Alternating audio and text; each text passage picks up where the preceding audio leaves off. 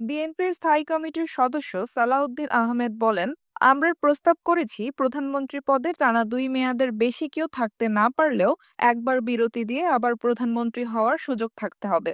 Bundle থাকলে প্রতি সেনমানিতে টাকা বাঁচবে। বিকাশ সেনমানি বান্ডেল কিনে জিতুন প্রতি লেনদেনে। মঙ্গলবার দুপুর ২টার দিকে জাতীয় সংসদ ভবনের এলডি হলে জাতীয় ঐকমত্য কমিশনের সঙ্গে বৈঠকের মধ্যাহ্নভোজ বিরতিতে সাংবাদিকদের এসব কথা বলেন তিনি।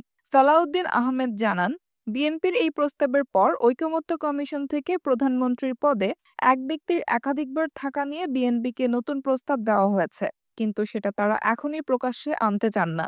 আগে কমিশনের প্রস্তাব নিয়ে দলীয় ফোরামে আলোচনা করবেন। একই ব্যক্তি সরকার প্রধান, দল প্রধান ও সংসদ নেতা হতে পারবেন না।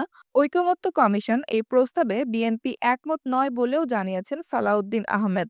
তিনি বলেন, আমরা বিষয়টি উন্মুক্ত রাখতে প্রস্তাব দিয়েছি, কারণ একই ব্যক্তি সরকার প্রধান ও দলীয় প্রধান হতে পারবেন না, এমন চর্চা আমরা দেখি না।